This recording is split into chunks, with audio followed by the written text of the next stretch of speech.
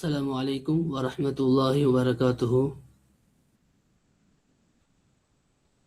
الحمد لله الحمد لله الذي هدانا لهذا وما كنا لنهتدي لولا أن هدانا الله، والصلاة والسلام على من لا نبي بعده وعلى آله وصحابته ومن تبعهم بإحسان إلى يوم الدين.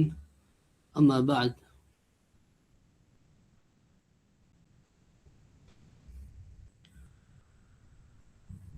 மதிப்பிற்குரிய சகோதர சகோதரிகளே, அல்லாஹு தஆலா அவருடைய அருள் பாக்கியம், அல்லாஹுடைய தீனுடைய விஷயங்களை படிக்கிறதுக்கான சந்தர்ப்பங்களை அல்லாஹ் தந்து கொண்டிருக்கிறான்.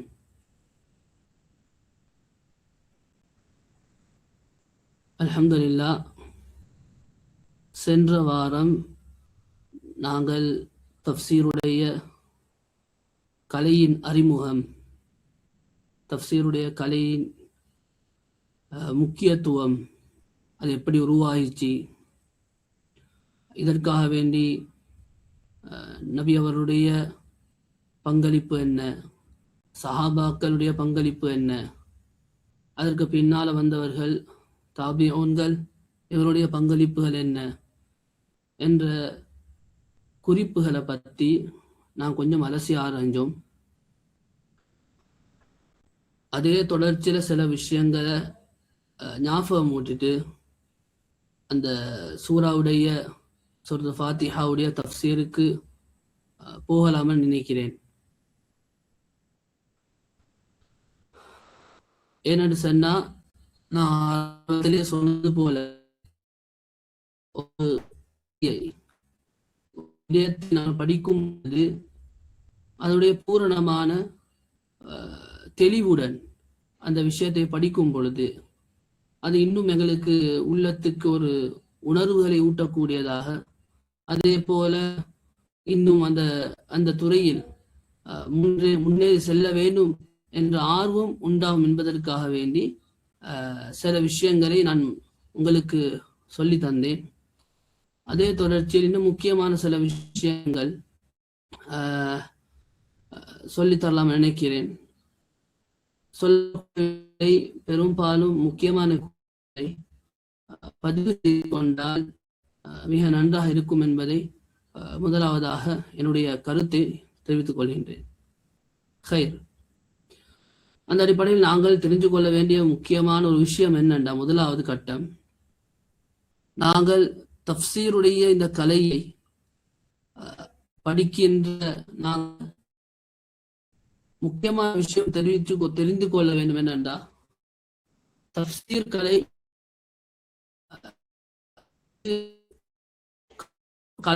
ஒரு கலை ஒரு கண்ணோட்டம் மட்டுமல்லாமல் ஒரு இபாதத் சம்பந்தப்பட்ட விடயம் என்றதால பொதுவாக ஒரு முக்கியமான ஒரு விடயம் என்னண்டா, அல்லாஹு தஆலா குர்ஆனுடைய விடயத்தில் அல்லாஹுடைய கலாம், அல்லாஹ் சொன்ன வார்த்தைகளுடைய தெளிவு, அதனுடைய விளக்கங்களை எங்களுடைய தானாக எங்களுடைய சொந்த கருத்துகளின் மூலமாக சொல்வது கூடாது. அது பெரிய தடை, அது ஹராம். ஏனென்றால் அல்லாஹ்வுடைய கலாத்துக்குரிய ஆயத்துக்குரிய நிறைய விளக்கங்கள் இருக்கின்றன. நான் ஏன் சொல்கின்றேன் என்றால், நல்லா விளங்கிக்கோங்க. ரசூல் ஸல்லல்லாஹு அலைஹி வஸல்லம் அவங்களுக்காகவே அல்லாஹ் இறக்கின முஅஜிஸா குர்ஆன். சரியா?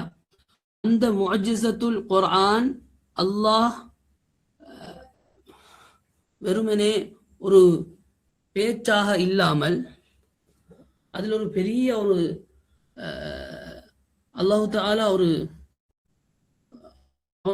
அர்ப்பணம் இருக்கின்றது.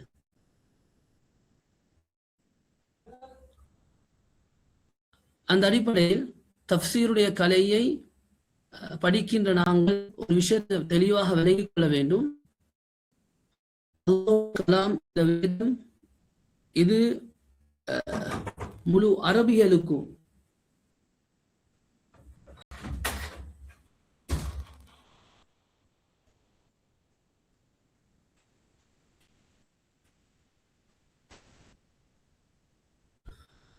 முழு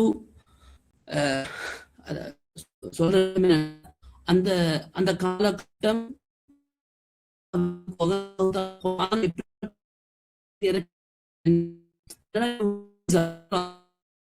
அற்புதம் என்றால் மக்கள்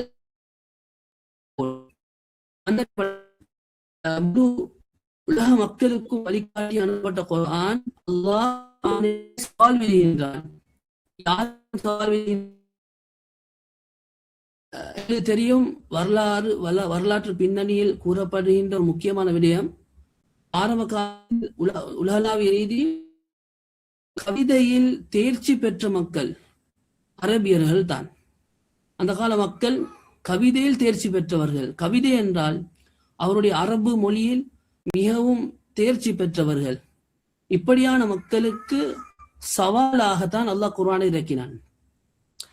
ஏன் சொல்லினேன் என்றால், இது ஒரு பொதுவாக அஜமியரிடம், பாமர மக்களிடம் இந்த குர்ஆன் இறங்கப்பட்டிருந்தால், வேற மொழியில் இறங்கப்பட்டிருந்தால் அதுல ஒரு நியாயம் இருக்கலாம். என்னது, அரபால் இறக்கப்பட்ட குர்ஆனுக்கு சவால் அஜமியலுக்கு, வேறு மக்களுக்கு. ஆனால் அல்லாஹ் தஆலா இந்த குர்ஆன் இறக்கி வைத்தது அரபியரிடம், அரபு பாஷையில் தேர்ச்சி பெற்ற மிகவும் அதில் நல்ல நல்ல பேசக்கூடிய அரபு பாஷையில் மிகவும் தேர்ச்சி பெற்ற அந்த அரபியரிடம் அல்லாஹ் தஆலா சவாலாக குர்ஆனை இறக்கி வைத்தான். அரபு பாஷையில் இறக்கி வைத்தான். அதனால் அல்லாஹ் தஆலா குர்ஆன்ல கேட்கின்றான் அந்த அரபியரிடத்தில், உங்களுக்கு முடியுமானால் குர்ஆனில் ஒரு வசனத்தையாவது கொண்டு வாருங்கள் என்பதை அல்லாஹ் தஆலா சவால் விடுகின்றான். கண்ணியம் அல்லாஹ்வினுடைய இதுவே ஒரு பெரிய ஒரு மூஜிசாவாக காட்டப்படுகின்றது. அல்லாஹ்வுடைய குர்ஆன் எவ்வளவு மகத்தானது, இது எவ்வளவு ஒரு அற்புதமானது என்பதை அந்த அடிப்படையில் நாங்கள் விளங்கிக் கொள்ள வேண்டும். அப்படிப்பட்ட முஅஜிஸத்துல் குர்ஆன், இதனுடைய ஒவ்வொரு வசனத்துக்கும் உள்ள விளக்கம் இருக்கின்றதே, அந்த விளக்கம் சாதாரணமாக ஒரு அறிவு கொண்ட ஒரு மனிதனுக்கு இதை விளங்க முடியாது. அல்லாஹ்வுடைய வார்த்தையில் பெரும்பாலும் சுருக்கமானதாக இருக்கலாம்.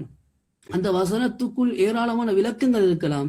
இந்த விளக்கத்தை தரக்கூடியவர்கள் எவ்வாறு இருக்க வேண்டும், அவர்கள் யார் என்பதை இஸ்லாம் வழிகாட்டி தருகின்றது. இதைத்தான் நான் சொல்ல வருகின்றேன்.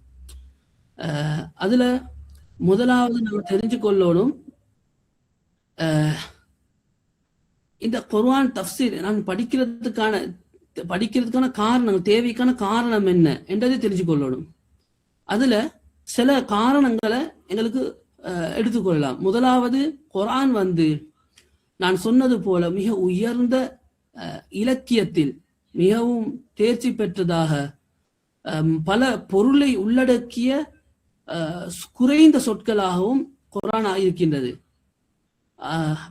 அதில் இருக்கக்கூடிய அது என்ன விவரிக்கின்றது, என்ன எங்களுக்கு என்னது காட்டி தருகின்றது என்ற விஷயத்தை அதுல புதைந்துள்ள நுட்பங்களை தெளிவுபடுத்துறதுக்கு எங்களுக்கு நிச்சயமாக தஃப்சீர் என்ற இந்த குர்ஆனுடைய விளக்கம் தேவை. அதனால தான் ரசூல் ஸல்லல்லாஹு அலைஹி வஸல்லம் அவர்களும் சுட்டி காட்டினார்கள், குர்ஆனுடைய விளக்கம் அது மிகவும் முக்கியமானது என்றும் சஹாபாக்களுக்கு அதை படித்துக் கொள்ளுமாறும் அதனுடைய விளக்கத்தை எடுத்துக்கொள்ளுமாறும் அமல் செய்யுமாறும் காட்டியுள்ளார்கள். இரண்டாவது விஷயம், சில வசனங்கள் வெளிப்படையாக ஒரு கருத்தை காட்டலாம், அதை பார்க்கும் பொழுது வெளிப்படையான கருத்தை விளங்கிக் கொள்ளலாம். ஆனால் அந்த உள்ள உட்பொருள், அதனுடைய சில முக்கியமான நோக்கங்கள் எங்களுக்கு தெரியாமல் இருக்கலாம். அப்ப அதனை தெரிந்து கொள்றதுக்கும் தஃப்சீருடைய கலை எங்களுக்கு அவசியமா இருக்கின்றது. மூன்றாவது ஒரு விடயம் என்னண்டா, குர்ஆனுடைய சில வசனங்கள் சில பின்னணிகளை கொண்டதாக இருக்கும். அதாவது அந்த காரணத்தை புரிந்து கொள்ள வேண்டும். அது இறங்கப்பட்டதான காரணம் என்னவென்றதை தெரிந்து கொள்ள வேண்டும். அப்ப அதை தெரிந்து கொள்ள வேண்டும் என்றால் தஃப்சீருடைய கலை எங்களுக்கு மிகவும் முக்கியமானதாக அமைகின்றது.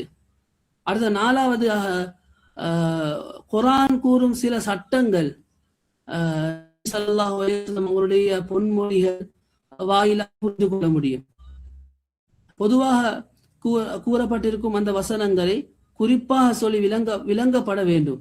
அது குறித்து நபி ஸல்லல்லாஹு அலைஹி வஸல்லம் அவர்கள் தம் தோழர்களுக்கு செயல் மூலம் காட்டி விளக்கியுள்ளார்கள்.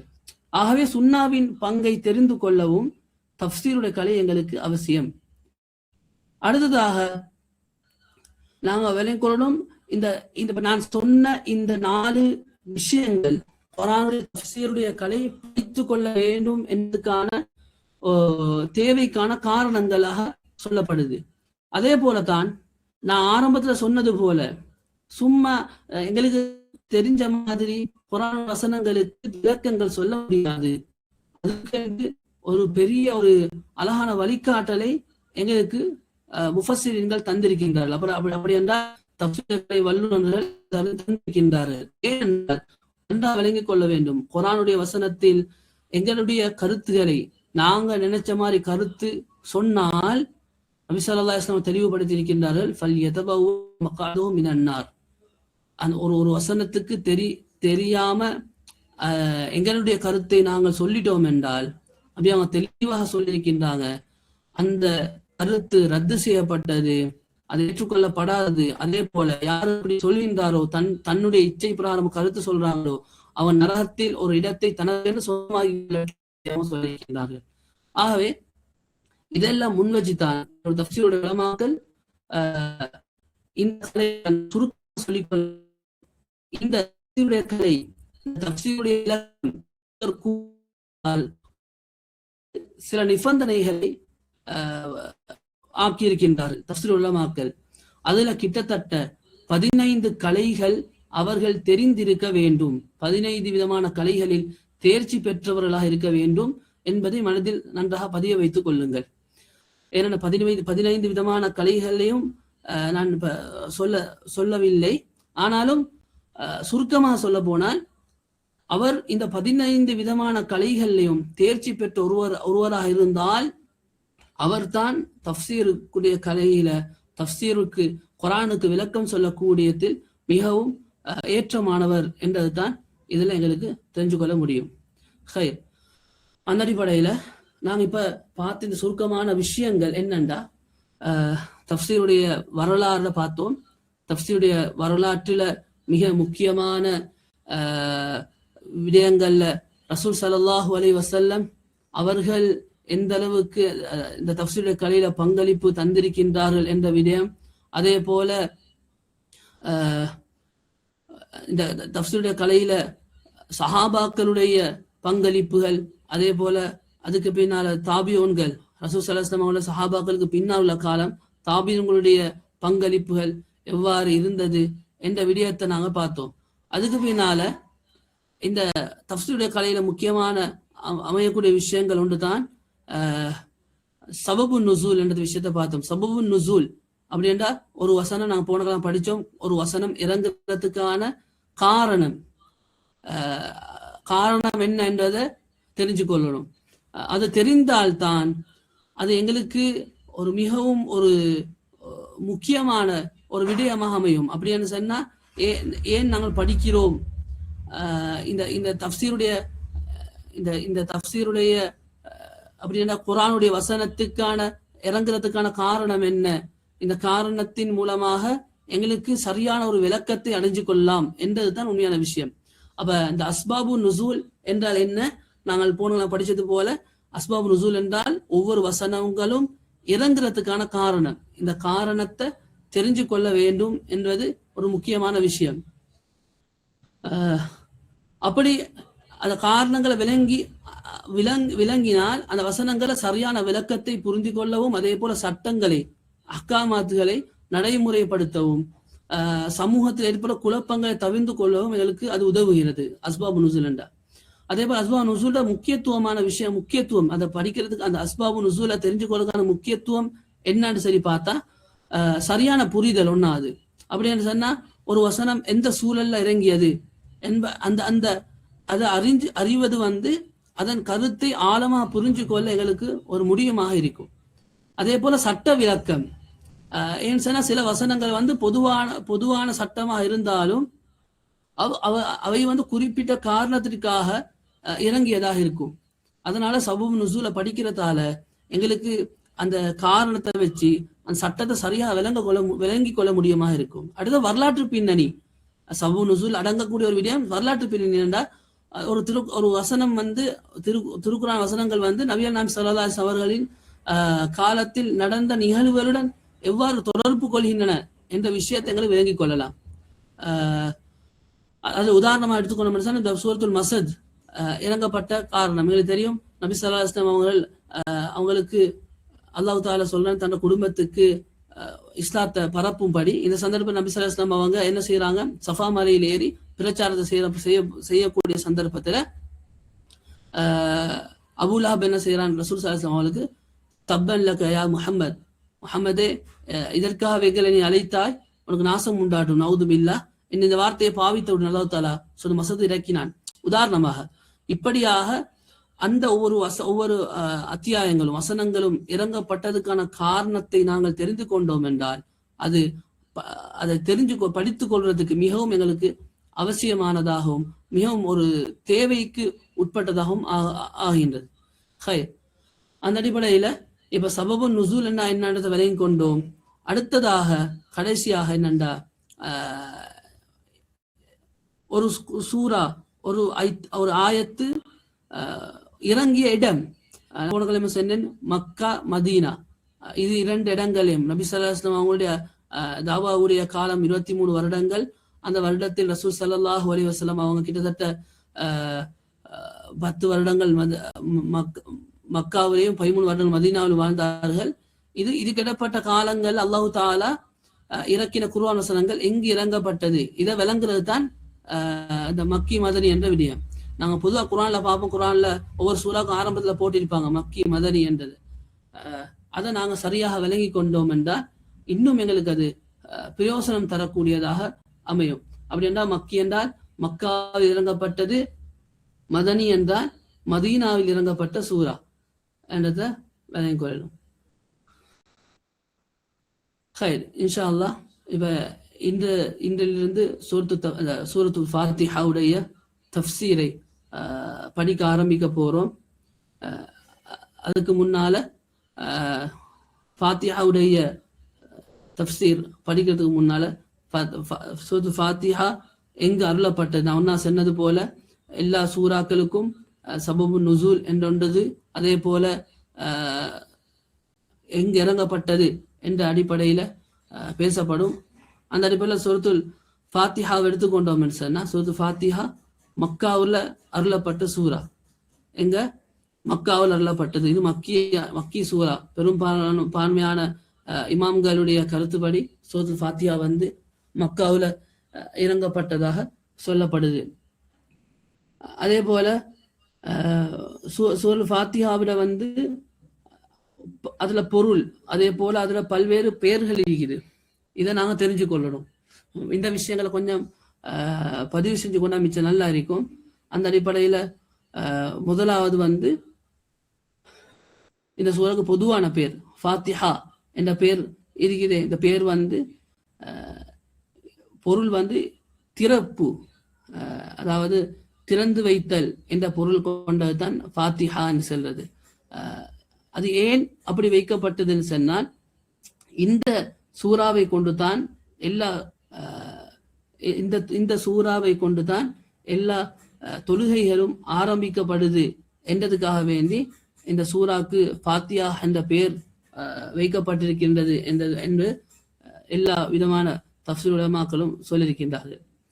அதே போல இதுக்கு இன்னும் பெயர்கள் இருக்கின்றது. அதுல ஒன்று உம்முல் கிதாப், அதாவது வேதத்தின் தாய் என்ற பெயர் இந்த சூறாக்கு இருக்குது. இது ஏன் இப்படி அழைக்கப்பட்டதுக்கு என்று பெரும்பான்மை அறிஞர்களின் கூற்றுப்படி என்ன சொல்லப்படுது என்றால், இது சூறாவுடைய குர்ஆனுடைய முழு கருத்தையும் ஒரு சூறாவில் அடங்கப்பட்டிருக்கின்றது என்ற ஒரு கருத்தை முன்வைக்கிறாங்க. ஏன்னு சொன்னா, ஒரு ஒரு ஒரு 7 ஆயத்தை கொண்ட ஒரு சூறாவாக இருந்தாலும் இந்த சூறாவில் முழுமையான குர்ஆனுடைய முழு குர்ஆனுடைய முழு விடயத்தையும் இந்த சிறிய சூறாவில் அல்லாஹ் தஆலா பேசியிருக்கின்றான், இதில் சுருக்கி பேசியிருக்கின்றான் என்பதை சொல்றாங்க. அதே போல இமாம் திருமிதி அவர்கள் பதிவு செஞ்சிருக்கிற ஒரு ஆதாரபூர்வமான ஹதீஸ் வந்து என்னண்டா, அபூ ஹுரைரா ரலியல்லாஹு அவங்க அறிவிக்கிறாங்க, அல்லாஹ்வின் தூதர் ஸல்லல்லாஹு அலைஹி வஸல்லம் அவங்க கூறியிருக்கின்றார்கள், அல்ஹம்துலில்லாஹி ரப்பில் ஆலமீன் உம்முல் குர்ஆனி வ உம்முல் கிதாபி வ சப்உல் மசானி வல் குர்ஆனுல் அஸீம்.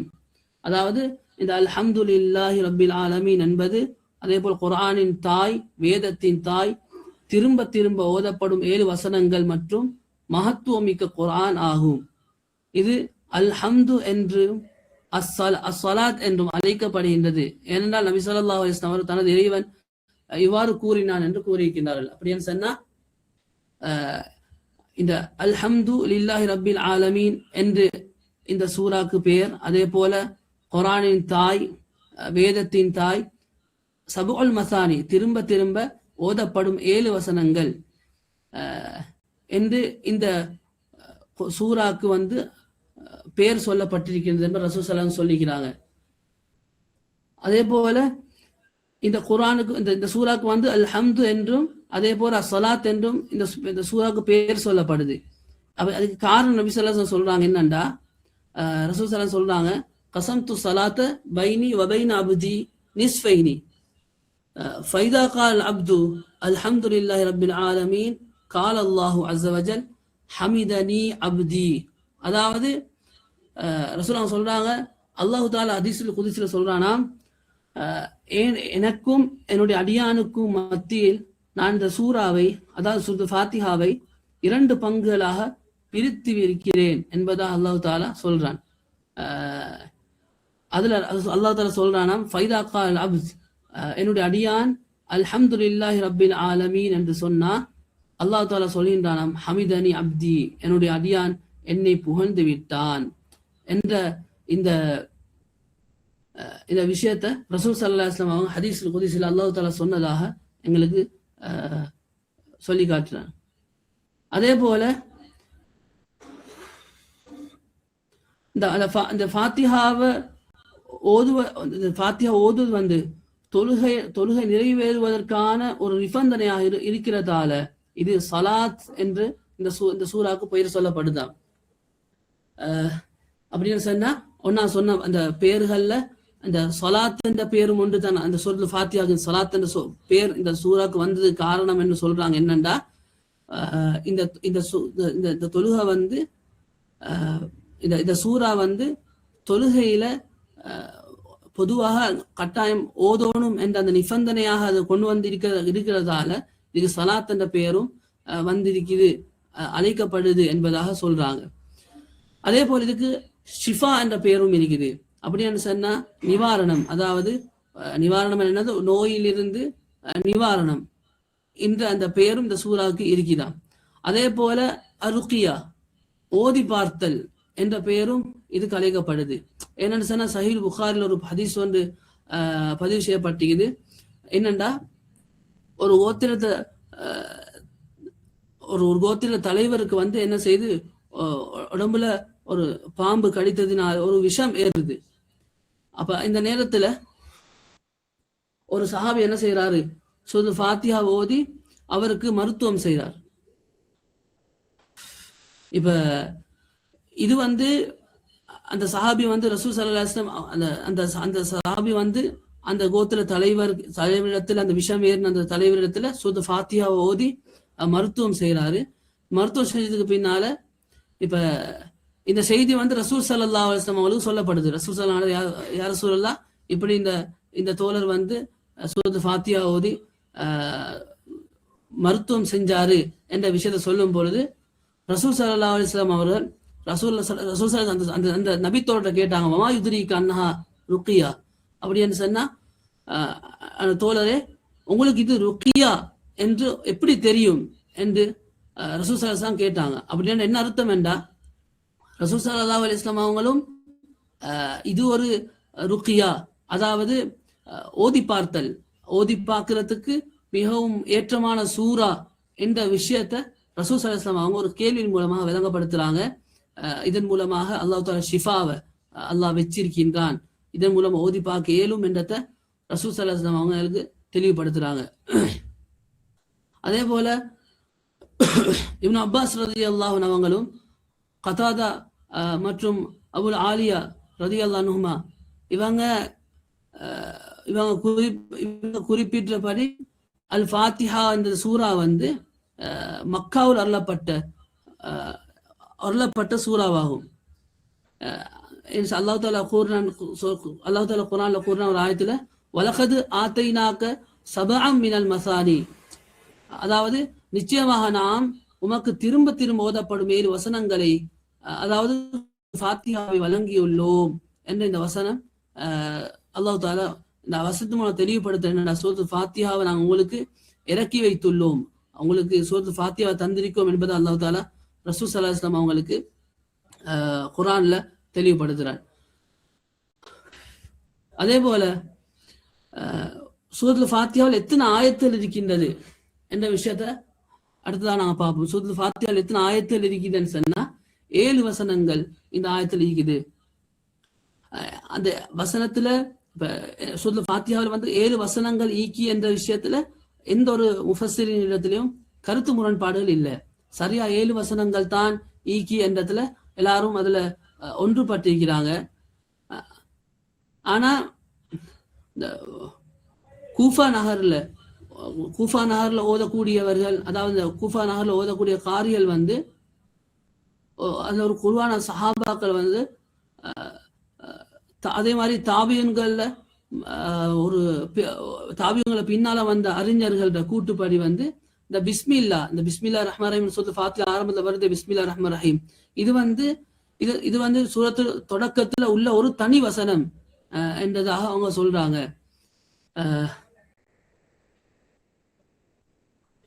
ஏன்னு சொன்னா அவங்க மட்டும்தான் இதுல கொஞ்சம் கருத்து முரண்பட்டிருக்கிறாங்க, வேறுபட்டிருக்கின்றன. பிஸ்மில்லாஹி ரஹ்மான் ரஹீம் என்ற அது வந்து பொதுவாக அதையும் சேர்த்தான் 7 வசனங்களாக சொல்லப்படுது. இவங்க மட்டும் இது இல்ல தனிமையானது என்ற விஷயத்துல அவங்க கொஞ்சம் அந்த விஷயத்துல அவங்க மட்டும் இல்ல முரண்பட்டிருக்கிறாங்க. அதே போல சூரத்துல் ஃபாத்திஹாவில் இருக்கக்கூடிய வார்த்தைகள் மற்றும் அதுல எழுத்துகளோட எண்ணிக்கை, ஃபாத்திஹாவில வந்து மொத்தம் 25 வார்த்தைகளும் 113 எழுத்துகளும் இருக்கிறதாக அறிஞர்கள் கூறியிருக்கின்றாங்க. அப்படின்னா சூரத்துல் ஃபாத்திஹாவில மொத்தம் 7 வசனங்கள், அதே போல 25 வார்த்தைகள், அப்படி 25 வார்த்தைகள், அதே போல 115 எழுத்துகள் இருக்கிறதாக அறிஞர்கள் கூறியிருக்கிறாங்க. அதே போல இது வந்து ஏன் உம்முல் கிதாப் என்று அழைக்கப்படுது என்ற விஷயத்த எங்களுக்கு தெளிவுபடுத்துறாங்க. இப்படி இமாமுனா புகார் ரஹ்மத்துல்லாஹி அவங்க அவருடைய சஹீஹ் கிரந்தத்துல வந்து தஃப்சீருடைய அந்த தஃப்சீர் பாடத்துல ஆரம்பத்துல கூறிக்கிறாங்களா, குர்ஆன் இதை கொண்டு தான் ஆரம்பமாகுது, அதனாலேயும் தொழுகை இதை கொண்டு தான் ஆரம்பமாகுது என்றதால உம்முல் கிதாப் என்று இது அழைக்கப்படுது. இது ஒன்னா நாங்கள் ஆரம்பத்திலையும் பார்த்தோம். இந்த குர்ஆன்ல வந்து உம்முல் கிதாப் என்று இந்த சூராவுக்கு ஏன் பேர் சூட்டப்பட்டிருக்கிறது என்ற விஷயத்துல ஒன்று இது வந்து குர்ஆனும் இதை கொண்டு தான் ஆரம்பமாகுது, அதே போல தொழுகையும் இதை கொண்டு தான் நாங்க ஆரம்பிக்கிறோம், இதை கொண்டு தான் எல்லா தொழுகையும் தொழுகிறோம் என்றதால உம்முல் கிதாப் என்று இது அழைக்கப்படுது என்பதாக சொல்றாங்க. அதே போல இன்னும் சொல்றாங்க என்னன்னா, குர்ஆனுடைய நான் ஆரம்ப சொல்ல இந்த குர்ஆனுடைய முழுமையான கருத்துக்களை இந்த ஒரு சூரா உள்ளடக்கிக்குது, அதனால இதுக்கு உம்முல் கிதாப் என்று சொல்லப்படுது என்று தஃப்சீர் உலமாக்கள் சொல்றாங்க. அதே போல இப்னு ஜரீர் ரஹ்மத்துல்லாஹி அவங்க சொல்றாங்க, பல விவரங்களை இந்த சூரா உள்ளடக்கிக்குதான், பல விவரங்களை உள்ளடக்கிய ஒவ்வொரு விரிவான விஷயத்தையும் அரபிகள் வந்து பொதுவாக என்ற அந்த வார்த்தையை தான் அழைப்பாங்க. அப்படி என்றா இப்னு ஜரீர் ரஹ்மத்துல்லாஹி அவங்க சொல்றாங்க, அரபியல் இடத்துல பழக்கம் கொண்டு இருந்துச்சு. எப்படி என்றா அவங்க வந்து ஒரு எல்லா விதமான விவரங்களையும் உள்ளடக்கக்கூடிய ஒரு விரிவான விஷயத்துக்கு வந்து அரபியல் என்ற வார்த்தையை தான் அழைப்பாங்க, அதான் பயன்படுத்துவாங்க. உதாரணமா சொல்றேன்னு சொன்னா, எங்கட மூளைய சூழ்ந்திருக்கும் அந்த உரை ஒன்றிக்கு தான் எங்கட மூளைய கவர் பண்ணிக்கக்கூடிய அந்த உரை ஒன்றிக்கு தானே, அந்த உரைக்கு வந்து உம்முர் ராஸ்ன்னு சொல்லி சொல்லுவாங்களாம். அதே போல ஒரு இராணுவத்திட அணிகளை ஒன்றிணைக்கிற கொடிக்கும் என்று சொல்லப்படுதான். ஏன்னு சொன்னா அந்த என்ற வார்த்தை வந்து அரபியில பொதுவாக சொல்லப்படுது. எல்லாத்தையும் உள்ளடக்கக்கூடிய ஒரு விடயத்துக்கு என்ற வார்த்தையை அரபியல் பாவிக்கிறதா இப்னு ஜரீர் ரஹ்மத்துல்லாஹி அவங்க சொல்லியிருக்கிறாங்க. அதே போல மக்கா முக்கர்ரமாகிறது. இது வந்து உம்முல் குரா, நகரங்களின் தாய் என்று அழைக்கப்படுது. ஏனென்றால் அதுதான் அந்த பூமி தான் மிக மகத்துவமானது, மகத்துவமிக்க ஒரு பூமி. மற்ற ஊர்களை விட எல்லா ஊர்களை விடவும் எல்லா ஊர்களுக்கும் இத்தான் தலைமையிடம் என்றதுக்காக வேண்டி உம்முல் குரா என்று சொல்லக்கூடிய அந்த வார்த்தையை அரபியல் பொதுவாக மக்காவுக்கு பாய்க்கிறாங்க. அதே போல இமாம் அஹ்மத் ரஹ்மத்துல்லாஹி அலைஹி அவங்க வந்து பதிவு செஞ்சுக்கிற ஒரு ஹதீஸ் ஒன்று என்னண்டா, அபூ ஹுரைரா ரலியல்லாஹு அன்ஹு அவங்க உம்முல் குர்ஆன் அப்படின்னா அந்த சூராவுடைய ஃபாத்தியாவுடைய பெயர்கள் வந்து உம்முல் குர்ஆன் பற்றி நபி ஸல்லல்லாஹு அலைஹி வஸல்லம் அவங்கள்ட்ட சொன்னதாக அறிவிக்கிறாங்க. அபூ ஹுரைரா அவங்க ரசூல் ஸல்லல்லாஹு சொல்றாங்க, ஹிய உம்முல் குர்ஆனி வஹிய சபுஉல் மசானி வஹியல் குர்ஆனுல் அஸீம். இது வந்து உம்முல் குர்ஆன், திரும்ப திரும்ப ஓதுமே வசனங்கள் மற்றும் மகத்துவம் மிக்க குர்ஆன் ஆகும் என்று ரசூல் ஸல்லல்லாஹு அலைஹி வஸல்லம் அவங்க சொல்றாங்க. அதே போல அபூ ஜாஃபர் முஹம்மத் பின் ஜரீர் அல் தபரி அவங்க ரஹ்மத்துல்லாஹி அவங்க பதிவு செய்துள்ள ஒரு அறிவிப்புல வந்து அபூ ஹுரைரா ரலியல்லாஹு அவங்க அல்லாஹ்வின் தூதர் ஸல்லல்லாஹு அலைஹி வஸல்லம் அவர்கள் அல் ஃபாத்திஹா பற்றி இவ்வாறு கூறியதாக அறிவிக்கிறார்கள். அது என்னது? ஹிய உம்முல் குர்ஆன் வஹிய ஃபாத்திஹத்துல் கிதாபி வஹிய சபுல் மசானி. இது வந்து உம்முல் குர்ஆன் வேதத்தின் திறப்பான் மற்றும் திரும்ப திரும்ப ஓதப்படும் 7 வசனங்களாகும் என்ற விஷயத்தை அபூ ஹுரைரா ரிவாயத்துல இந்த ஹதீஸை பதிவு செஞ்சிருக்கிறாங்க. அதே போல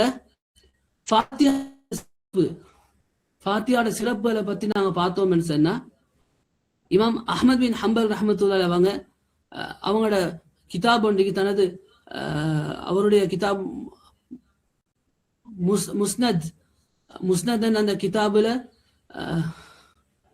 அபு சயீத் பின் அல் முஅல்லா ரலியல்லாஹு அன்ஹு அவங்களோட வாயிலாக பதிவு செய்யப்பட்ட ஒரு ஹதீஸ் ஒன்று இருக்குது. என்னண்டா, நான் தொழுது கொண்டிருந்த போது நபி ஸல்லல்லாஹு அலைஹி வஸல்லம் என்னை அழைத்தார்கள். நான் தொழுது முடிக்கும் வரை அவர்களுக்கு பதிலளிக்கவில்லை. ரசூல் ஸல்லல்லாஹு அலைஹி வஸல்லம் அவங்க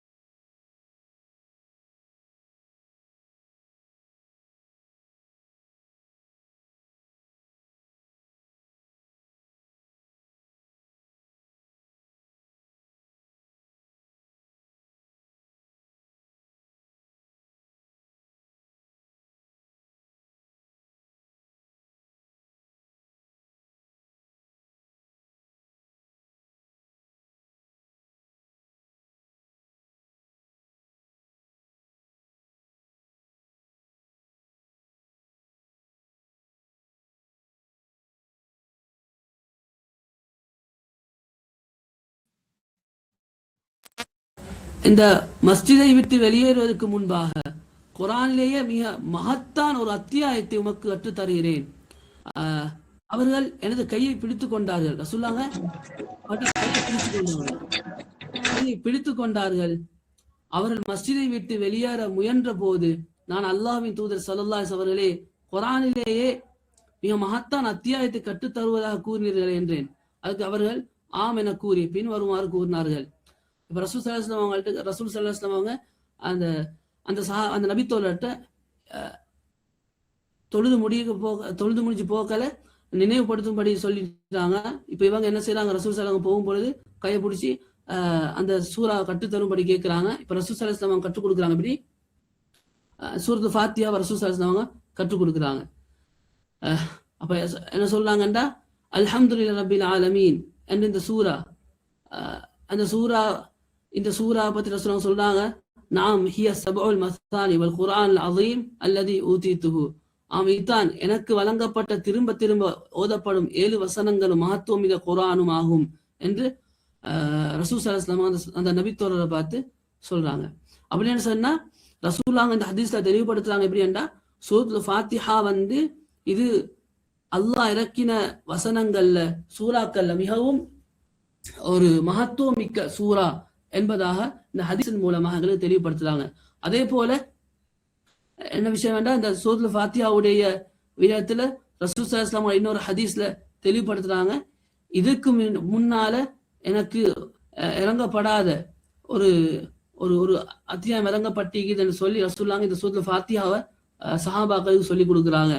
அந்த அளவுக்கு மிக ஒரு நிறைய விஷயங்கள் ஒரு மனிதன வாழ்க்கைக்கு எல்லா விதமான தேவையான விடயங்கள் அல்லாஹ் தஆலா இந்த சிறிய சூறாவின் மூலமாக எங்களுக்கு கற்றுத்தாராங்க என்றதை எங்களுக்கு தெளிவுபடுத்துறாங்க. அடுத்ததா விஷயம் என்னண்டா, சூரத்துல் ஃபாத்திஹாவுடைய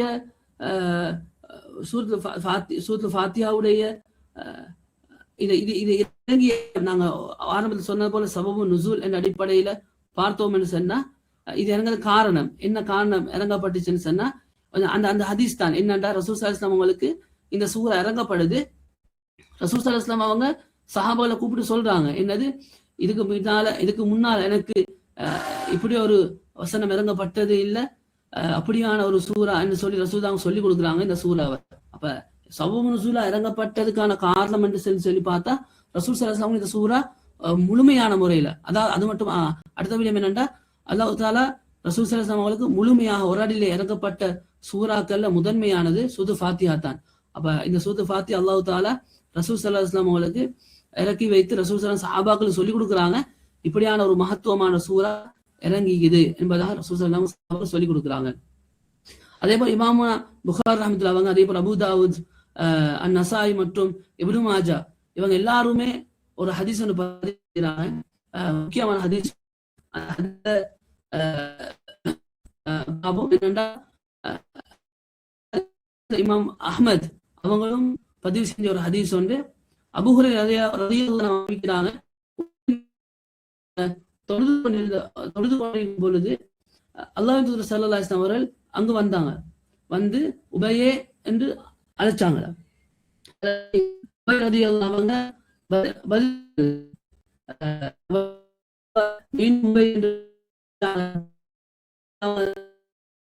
தொழுகை விரைவு முடித்து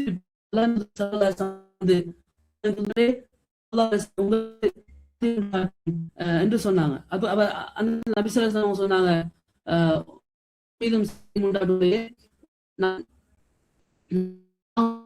நீங்க கேட்டாங்க. அப்ப நேரத்துல நபி சொல்றாங்க, நான் தொழுது கொண்டிருந்தேன் என்றாங்க. அப்ப நபி ஸல்லல்லாஹு அலைஹி வஸல்லம் அவங்க சொல்றாங்க, அல்லாஹ் எனக்கு இறக்கி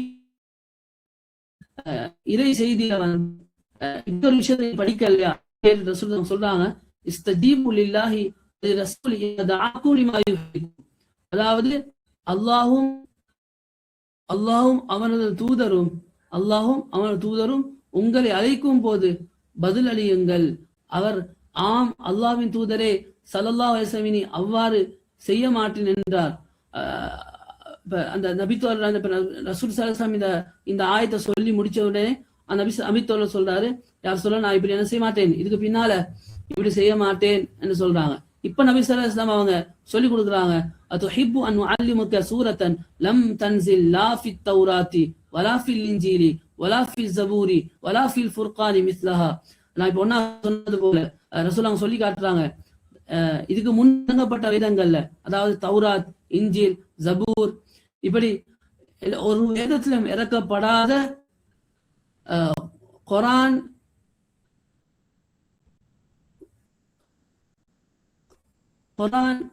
இதில் அல்லாஹ் தஆலா இது போன்ற ஒரு ஆயத்துக்கு பின்னால் இதுக்கு முன்னால் இறக்கியும் இல்லாத ஒரு சூறாவை உங்களுக்கு நான் கற்றுத்தரவா? நபி ஸல்லல்லாஹு அலைஹி வஸல்லம் அவங்க இந்த உபை ரலியல்லாஹு அன்ஹு பார்த்து கேட்கிறாங்க. கேட்கிற சந்தர்ப்பத்துல நபி சொல்றாரு, கட்டாயம் என்ன செய்ய கற்றுத்தாருங்க என்று சொல்றாங்க. இப்ப நபி ஸல்லல்லாஹு அலைஹி வஸல்லம் அவங்க சொல்றாங்க, நான் சொன்னது போல எப்படி நான் இந்த வாசலை கடந்து செல்றதுக்கு முன்பாக அதை நான் உங்களுக்கு கற்றுத்தாரேன் என்று நான் நம்புறேன் என்று நபி ஸல்லல்லாஹு அலைஹி வஸல்லம் சொல்றாங்க. இப்ப உபை ரலியல்லாஹு அன்ஹு கூறாங்க, யா ரசூலல்லாஹ், அவ உபை ரலியல்லாஹு அன்ஹு அல்லாஹ் ஸல்லல்லாஹு அலைஹி வஸல்லம் அவங்க என்கிட்ட பேசிக்கொண்டே கையை பிடிச்சு கொண்டு ரசூலுல்லாஹ் உபை ரலியல்லாஹு அன்ஹு இந்த விஷயத்தை சொல்லி அவனோட கையை பிடிச்சு கொண்டிருக்கிறாங்க. அப்ப இவங்க பேசி கொண்டிருக்க போக, அந்த பேச்சு முடிய போகல, என்ன செஞ்சாங்க, ரசூலுல்லாஹ் அந்த வாசல் அடைஞ்சாங்க. அப்ப ரசூலுல்லாஹ் அந்த வாசலை எப்படி அடைஞ்சிருவாங்கன்னு நான் பயன் என்ன செய்ய மெதுவா நடந்தேன் என்பதாக அந்த உபை ரலியல்லாஹு சொல்றாங்க. அப்ப வாசலுக்கு அருகில் வந்த நேரத்துல ரசூலுல்லாஹ்கிட்ட பார்த்து நான் கேட்டேன், அல்லாஹ்வின் தூதரே, யா ரசூலல்லாஹ், நீங்க எனக்கு கற்றுத்தரதாக சொன்ன வாக்களித்த அந்த சூரா என்ன என்று சொல்லுங்களேன் என்று என்ன செய்யறாங்க, உபை ரலியல்லாஹு அவங்க ரசூலுல்லாஹ்கிட்ட கேட்கிறாங்க. அப்ப ரசூலுல்லாஹ் இப்ப கேட்கிறாங்க அந்த உபை ரலியல்லாஹு பார்த்து, பெண்ணை நீங்க தொழுகையில என்ன சூரா ஓதினீங்க என்று கேட்டாங்க. அவ ரசூலுல்லாஹ் பார்த்து உபை ரலியல்லாஹு சொல்றாங்க, நான் உம்முல் குர்ஆனை நான் ஓதி காட்டினேன் அப்படின்னா உபை ரலியல்லாஹு அவங்க ரசூலுல்லாஹ்கிட்ட சூரத்துல் ஃபாத்திஹாவை ஓதி காட்டியிருக்கிறாங்க. அப்ப இதை ஓதி காட்டுறது பின்னால ரசூல் ஸல்லல்லாஹு அலைஹி வஸல்லம் அவங்க உபை ரலியல்லாஹு அன்ஹு சொல்றாங்க, வல்லதி நஃப்ஸி பியதிஹி மா அன்ஸல அல்லாஹு ஃபித் தௌராத்தி வலா ஃபில் இன்ஜீல் வலா ஃபில் ஜபூரி வலா ஃபில் ஃபுர்கானி மிஸ்லஹா இன்னஹா ஸபஉல் மசானி. அப்ப ரசூலுல்லாஹ் சொல்றாங்க, எனது உயிர் எவன் கைவசம் உள்ளதோ அந்த அல்லாஹ்வின் சத்தியமாக தௌராத், இன்ஜீல், ஜபூர் அல்லது ஃபுர்கான் என எதிலுமே அல்லாஹ் தஆலா இதுக்கு முன்னால இறக்கியதே இல்லை.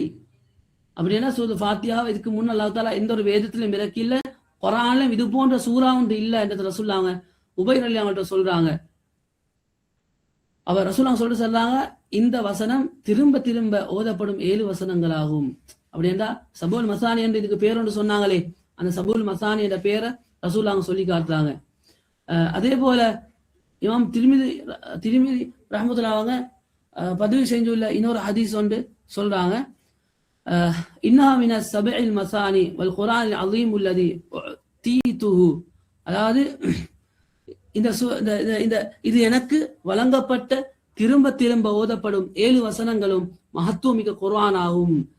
அத்திருமிதி இந்த ஹதீஸ் ஒரு ஹசனான சஹியான ஹதீஸ் என்று குறிப்பிட்டிருக்கிறாங்க திர்மிதி ரஹ்மத்துல்லாஹி அவங்க. அப்படின்னு சொன்னா என்ன சொல்லப்படுதுன்னா, ரசூலுல்லாஹ் சொல்றாங்க, இந்த இந்த இந்த 7 வசனங்கள் திரும்ப திரும்ப ஓதக்கூடிய 7 வசனங்கள், அதாவது மகத்துவம் இந்த குர்ஆன் என்று சொல்லக்கூடிய இந்த சூரத்துல் ஃபாத்திஹாவை எனக்கு அல்லாஹ் வழங்கியுள்ளான் என்பதா ரசூலுல்லாஹ் சொன்ன இந்த ஹதீஸை இமாம் திர்மிதி ரஹ்மத்துல்லாஹி சொல்றாங்க. அப்ப இதே போல ஒரு செய்தியை அனஸ் ரலியல்லாஹு அன்ஹு அவங்க, அதாவது அனஸ் பின் மாலிக் ரலியல்லாஹு அவங்க இடத்துல அறிவிக்கப்பட்டிருக்குது. இதே போல ஒரு ஹதீஸ் உண்டு. அதே போல இந்த ஹதீஸை இமாம் அஹ்மத் அதே போல இமாம் அஹ்மத் அவங்களோட மகன் அப்துல்லா ரஹ்மத்துல்லாஹி அவங்க உபை பின் கஅப் ரலியல்லாஹு அவங்களோட வாயிலாக நீண்ட ஒரு ஹதீஸை பதிவு செய்யறாங்க. என்னண்டா, இது நசாயி அவங்க, இமாம் நசாயி அவங்களும் பதிவு செஞ்சுக்க இந்த ஹதீஸை. அதாவது நபி ஸல்லல்லாஹு அலைஹி வஸல்லம் கூறுறாங்க, மா அன்ஸலல்லாஹு ஃபித் தௌராத்தி வலா ஃபில் இன்ஜீலி மிஸ்ல உம்மில் குர்ஆனி வஹிய சபுல் மசானி வஹிய மக்சூமத்துன் பைனி வபைன் அப்தி நிஸ்ஃபைனி. அப்படின்னு சொன்னா ரசூலுல்லாஹ் சொல்றாங்க, அல்லாஹ் தௌராத் அல்லது இஞ்சிலும் உம்முல் குர்ஆனை போன்ற ஒன்றை அருளவில்லை.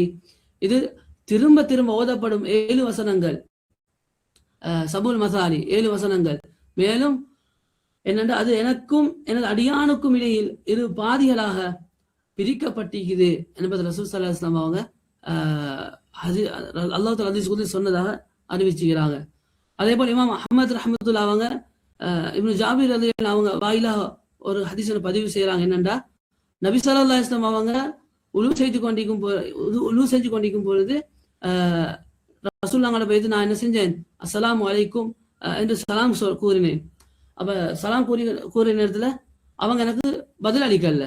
இப்ப ரசூலுல்லாஹ் என்ன செய்யறாங்க, ரசூலுல்லாஹ்கிட்ட சலாத் சொல்லி பாக்குறாங்க, பதில் சொல்லல. இவங்க என்ன சொல்ல 3 முறை இப்ப இவங்க சொல்றாங்க, நான் என்ன செய்யறேன் 3 முறை நான் சலாம் ரசூலுல்லாஹ் கூறியும் ரசூலுல்லாஹ் பதில் தரல. அப்ப ரசூலுல்லாஹ் என்ன செஞ்சாங்க, அவங்க வீட்டுக்கு போய்த்துட்டாங்க. அப்ப நான் திரும்பி அவங்கள பின்தொடர்ந்து போனேன். அப்ப பின்தொடர்ந்து போனா ரசூல் ஸல்லல்லாஹு என்ன செய்யறாங்க, இப்ப ரசூலுல்லாஹ் பின்தொடர்ந்து போய் ரசூலுல்லாஹ் இவங்க பதில் சொல்லல தானே. ரசூலுல்லாஹ் என்ன இந்த நபித்தோர் என்ன செய்யறாரு, சொல்றாரு, நான் என்ன செஞ்சேன், பள்ளியில போய்த்து கவலையோடு அமர்ந்திருந்தேன். இப்ப நபி ஸல்லல்லாஹு அலைஹி வஸல்லம் அவங்க சுத்தமா வெளியே வந்து உம்மீது அல்லாஹ்வின் சாந்தியும் கருணையும் உண்டாகட்டும் என மும்முறை கூறினார்கள். அப்துல்லா பின் ஜாபிர் ரலியல்லாஹு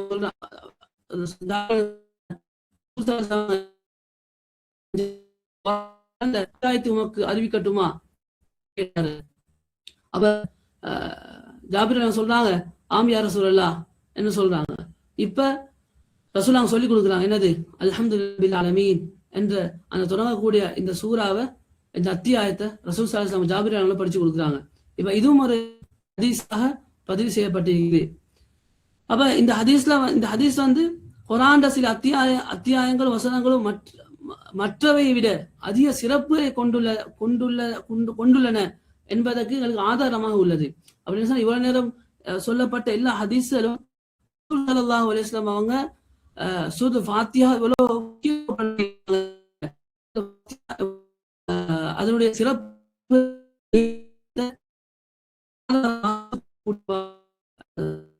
தெளிவான முறையில் ஹதீஸ்கள் மூலமா தெளிவுபடுத்திக்கிறாங்க. அதே போல இமாம் புகாரி அவங்க என்ன செய்யறாங்க, குர்ஆன் சிறப்புல வந்து ஒரு விஷயத்தை பத்தி என்னண்டா, அபூ சயீத் அறிவிக்கிற ஒரு ஹதீஸ் என்னண்டா, நாங்கள் ஒரு பயணத்தில் இருந்த போது ஒரு பணிப்பெண் வந்து எங்கள் ஊர் தலைவருக்கு விட்டது.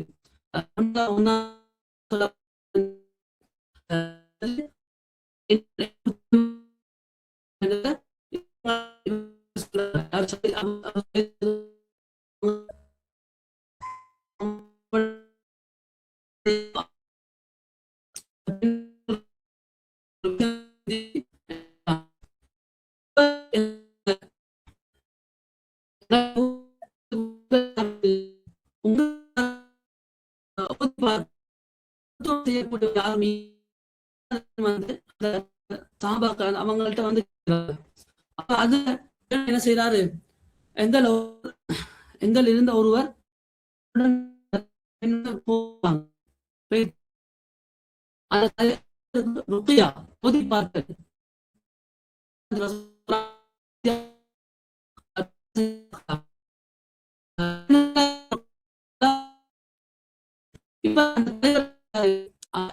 சந்தோஷத்துல ஒரு 30 ஆடுகளையும் பாலையும் பரிசு கொடுக்குறாங்க. இந்த நபித்தோட செய்யறாரு, எங்களுக்கு வாராரு வந்த போது நாங்க அவங்கள்ட்ட கேட்டோம், அந்த நபித்தோட கேட்டோம், உங்களுக்கு ருக்கியா தெரியுமா என்ன கேட்டோம். இப்ப அந்த நபித்தோட நான் வந்து உங்களுக்கு அதாவது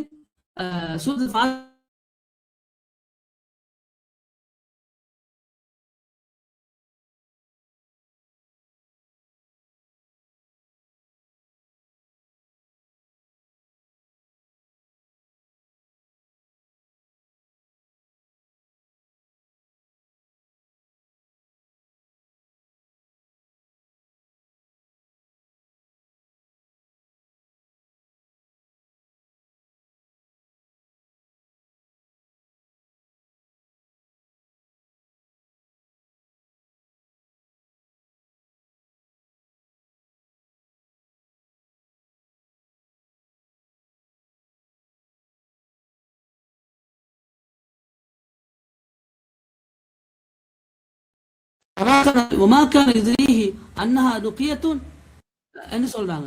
இப்ப என்ன சொல்றாங்கண்டா அந்த அது ருக்கியா என்று சூரத்துல் ஃபாத்திஹா ருக்கியா என்று ஓதி பார்க்கக்கூடிய சூரா என்று அவருக்கு எப்படி தெரியும் என்றதை கேட்கிறாங்க. கேட்டுட்டு ரசூலுல்லாஹ் என்ன சொல்றாங்க, இக்ஸிமு வஸ்ரிபூலி பிஸஹ்மின் அப்படின்னு சொன்னா அந்த கொடுக்கப்பட்ட அந்த ஆடுகள்ல பங்கிடுங்கன்றாங்க. அதே போல அதுல ஒரு பங்கு எனக்கும் ஒதுக்குங்க என்று ரசூலுல்லாஹ் சொல்றாங்க.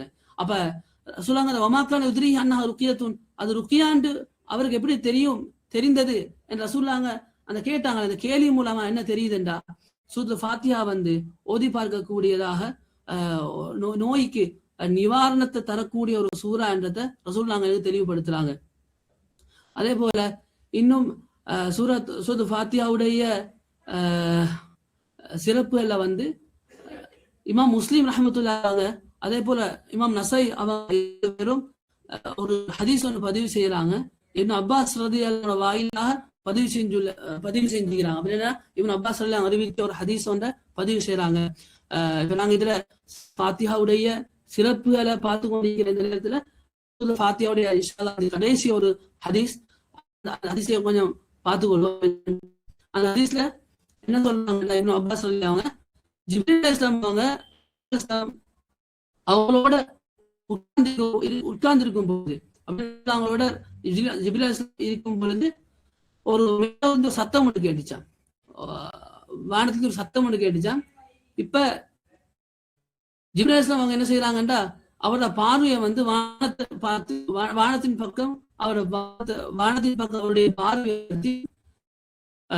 இது ஜிப்ரீல் அலைஹிஸ்ஸலாம் இப்ப ரசூலுல்லாஹ் சொல்றாங்க என்னடா இது வானத்துல இருக்கக்கூடிய கதவுகள் உண்டு. அந்த கதவு இன்று தான் முதன்முறையாக திறக்கப்பட்டிருக்குது. இப்ப இது ரசூல் ஸல்லல்லாஹு அலைஹி வஸல்லம் ஜிப்ரீல் அலைஹிஸ்ஸலாம் அவங்க சொல்றாங்க. அவ அதே போல ஜிப்ரீல் அலைஹிஸ்ஸலாம் தொடர்ச்சியா சொல்றாங்க.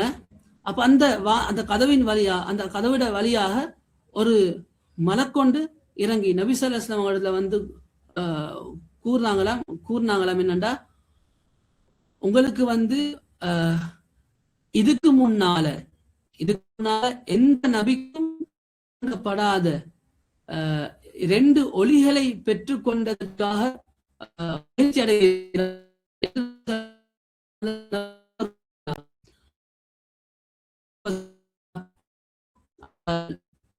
ஃபாத்திஹா அதே போல இறுதி வசனங்கள்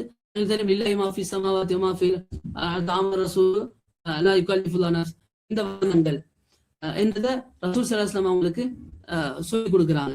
அப்படின்னு சொன்னா இந்த ஹதீஸ்ல எங்களுக்கு என்ன சொல்றாங்கன்னா ரசூல் ஸல்லல்லாஹு அலைஹி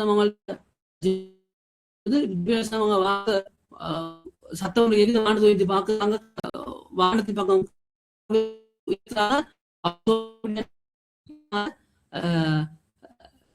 முன்னால திறக்கப்படாத ஒரு கதவு திறக்கப்பட்டிருக்குது.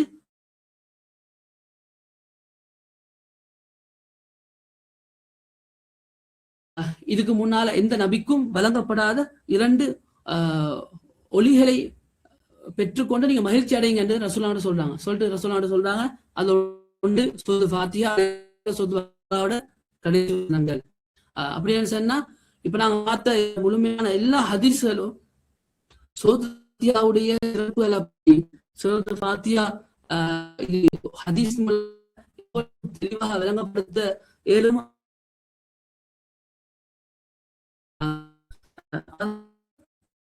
என்னண்டா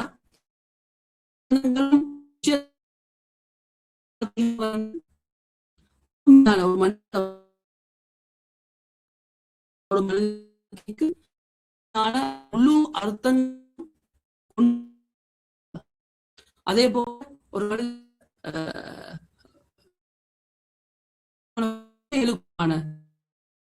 சூரத்துல் ஃபாத்திஹாவை இன்னும் சில ஹதீஸ்ல நோய் நிவாரணை கிடைப்பதா அதனால சரியான முறையில விளங்கிக்கிறோம்.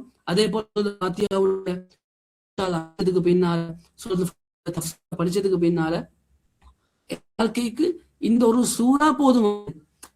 சரி, எங்களுக்கு தெரியும் எங்க வாழ்க்கையில நோய்கள் மனம் முதலாவது வைத்தியரை தான் நாடுது. அப்ப நாங்க ஒரு விஷயத்தை விளங்கிக் கொள்ளணும்.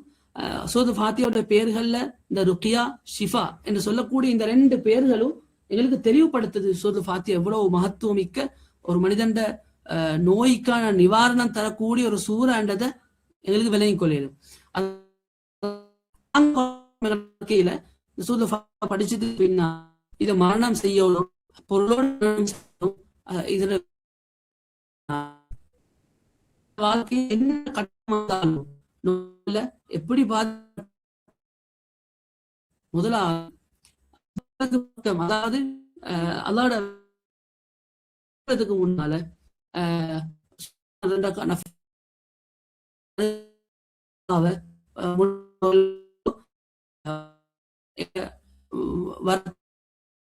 தேய்ச்சி, அதே போல தண்ணீர் ஓதி குடிச்சு கொள்றது, அதுக்கு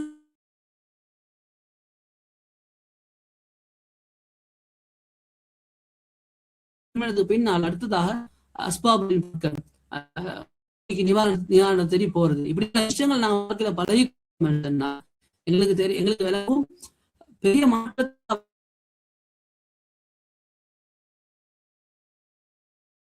அதை விளங்கி செய்யும் பொழுது கூலியல் இருக்குது, அது நிறைய பலன் இருக்குது. இப்ப எங்களுக்கு விளங்கிக்குது அந்த ஹதீஸ்கள் மூலமாக சூரத்துல் ஃபாத்திஹா ஒரு மனிதன் வாழ்க்கையில நோய்க்கான நிவாரணி என்றதை நாங்க விளங்கிக்கிறோம்னு சொன்னா அது ஆழமா உள்ளத்தை பதியணும். அப்ப நாங்க விளங்கிக்கொள்ளணும்.